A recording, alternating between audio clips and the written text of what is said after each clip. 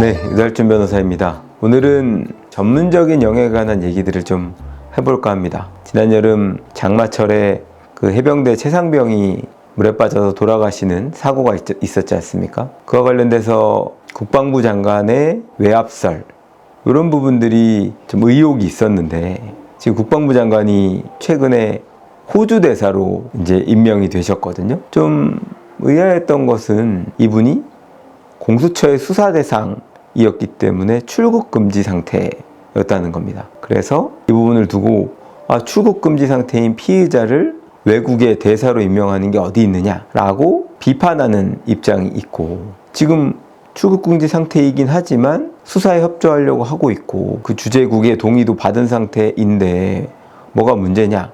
그리고 그래서 실제로 법무부 장관이 직권으로 이 출국 금지 상태를 해제했거든요. 그래서 호주 대사로 부임을 하게 됐죠. 최근에 소환을 해야 된다라는 목소리들이 계속 있었고, 실제로 그 이종섭 대사는 최근에 입국을 했었습니다. 그런데 조사가 이루어지지 않으니까 아니 그렇게 들어오라고 하더니 왜 조사를 하지 않느냐, 이런 식의 좀 반대 여론도 있었거든요. 이 부분 관련해서 출국 금지가 된 피의자인데 왜 당장 조사를 하지 않는지 수사의 구조를 좀 설명드릴까 합니다. 수사라는 거는 기본적으로는 기밀성이라고 해서 수사는 몰래 하는 거죠. 상대방 모르게. 근데 지금 이 최상병 사망 사건으로 당시 국방부 장관이었던 이종섭 대사가 지금 외압을 행사했다는 의혹을 받고 있는 건 다 알고 있죠. 그런데 불러서 왜 바로 조사를 하지 않는 걸까요? 이건 수사의 기법 때문에 그렇습니다. 만약에 제가 직접적인 폭행 사건의 피해자로서 진술을 했다고 쳐볼게요. 지난밤에 술을 마시고 모르는 사람으로부터 맞은 거예요. 그래가지고 제가 폭행을 당해서 다쳤다. 그래서 경찰서에 가서 폭행 피해 진술을 하게 되겠죠.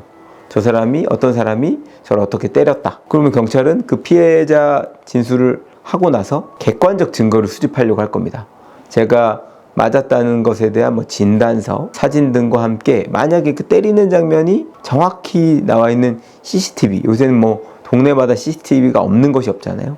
이런 거 확보되면 가해자를 불러서 조사를 할 텐데 그때 물어볼 겁니다. 본인은 유달준이라는 사람을 지난 밤에 때린 적이 있나요? 왜 때렸나요? 어디를 어떻게 때렸나요? 이런 것들을 묻게 되겠죠. 만약에 저는 때린 적이 없고 제 친구가 때리려고 하는 걸 말렸을 뿐입니다 라고 한다면 경찰관은 이 부분에 대한 사전 조사를 다 해놓은 상태임에도 불구하고 모르는 것처럼 그렇게 물어보게 됩니다. 때린 적이 없고 말리기만 했다 라고 할 때 만약 객관적 증거가 있다고 하면 그렇게 범행을 부인하는 사람이 부인할 이후에 그 CCTV를 딱 보여주는 겁니다. 이거 한번 같이 보시죠.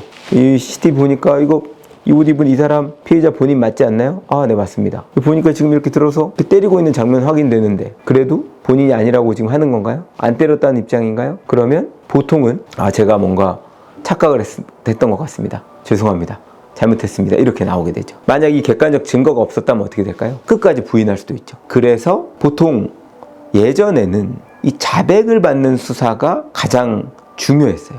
그 자백을 받기 위해 불러서 겁도 주고 회유도 하고 고문이 있었던 시절도 있고, 그래서 우리나라가 조금 민주화되기 이전에 그 수사기관, 막강한 공권력을 행사하는 수사기관에서 좀 국민의 자유권을 너무 제압하다 보니까 헌법에서 이런 것들을 제한하는 것들이 생겼고 형사소송법 과정에서도 그에 관한 증거 능력들을 배척하는 법리들이 많이 생겼거든요. 그러다 보니까 자연스럽게 요새는 과학적 수사, DNA를 수집하고 객관적 증거, 포렌식 증거 이런 것들을 수집하는 이런 것들을 하는데, 구조적으로 최상병 수사 외압과 관련돼서는 원래는 박정훈 대령께서 수사단장으로서 수사한 결과를 가지고 이제 보고를 하려고 했을 때 그걸 오케이 했던 국방부 장관이 갑자기 입장을 바꿨다는 거죠. 그러면서 이거 이첩을 보류해라 라는 명령을 내렸는데 그 부분을 난 이미 다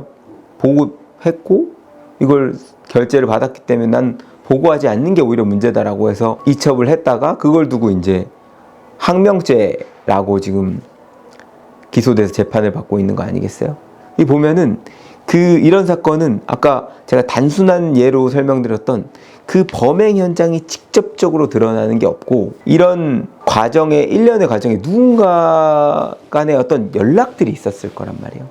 이런 연락 체계, 어떤 식의 연락을 했고 이런 것들을 다 파악해야지만 피해자 조사를 할 때 의미 있는 질문을 던질 수가 있는 거예요. 그래서 수사의 기법은 기본적으로 피의자를 부를 때 피의자에게 질문을 던져서 피의자가 범행을 부인할 수 있다고 보고 부인했을 때 그 부인하는 것을 반박하고 상대방이 옴짝달싹 못하게 만드는 증거를 수집하는 과정이 선제적으로 필요한 겁니다. 그래서 그 과정을 위해서 물밑 작업을 다 해놓는 거예요. 이 사람을 부르기 전에.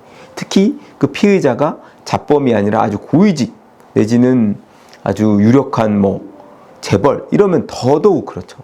기껏 불러가지고 수사기관이 질문을 했는데 이렇게 했는데 이거 아니에요?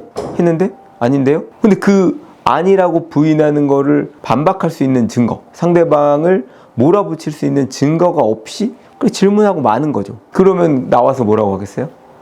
지금 증거도 없이 조사했다. 그래서 막 언론에다가 이렇게 하면 이제 수사기관이 제대로 수사도 못하는 거 아니냐. 비판에 직면하게 될 거거든요.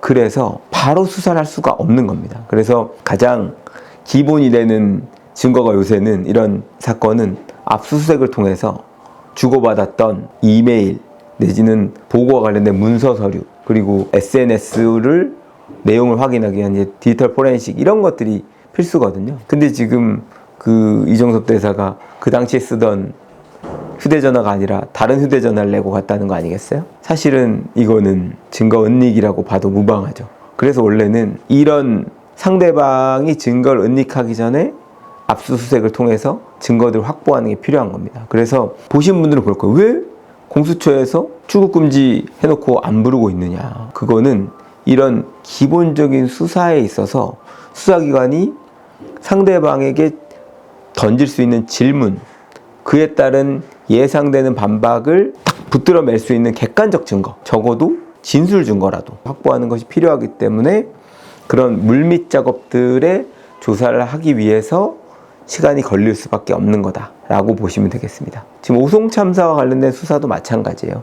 오송 참사와 관련된 주된 이슈는 이제 전통적인 방식의 범죄로서는 업무상 과실치상, 치사 이런 것들이 의율되겠지만 최근 문제됐던 중대재해로서 중대시민재해로서 처벌이 될 수 있느냐라고 보면 지금 문제될 수 있는 지자체장 이런 분들 계시거든요. 근데 그런 분들 소환 조사를 안 하고 있습니다. 그 이유는 이분들을 불러서 소환 조사를 하기 위해서는 법령의 위반 사항을 확인할 수 있는 객관적 증거 그리고 참고인들에 대한 조사 이런 것들이 다 물밑 작업이 딱 해서 딱 세팅이 된 이후에 개별 질문들에 대해서 도망가면 반대편에 벽을 쳤다가 그걸 막고 벽을 미리 쳐놓는 거예요. 예상되는 도주로를 확인해 놓고 객관적 증거 내지는 참고인 진술로서 반박하는 그것들을 깨트리는 걸 딱 만들어 놓고 그렇게 질문을 해야 되기 때문에 기본적으로는 바로 조사를 할 수가 없는 겁니다. 그래서 이 부분은 어떤 분들은 왜 조사를 안 할까 이렇게 궁금해 하실 수도 있고 아무 생각이 없는 분들도 계실 수 있는데 사실 이거 좀 작은 일은 아닌 것 같아요. 국가기관과 관련돼서도 좀 문제가 있는 사건이라고 보여지고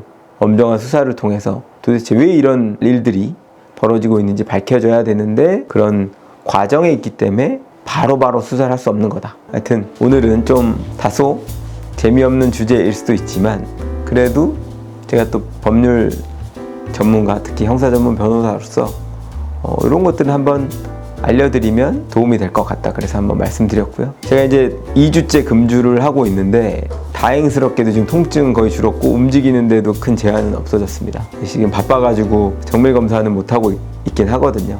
정밀검사가 마무리돼서 질환은 아니라는 반가운 소식을 듣게 되면 그때는 아주 조금씩 알코올 레오를 과음하지 않고 조금씩 해보도록 하겠습니다. 오늘 영상 여기까지 하겠습니다. 고맙습니다.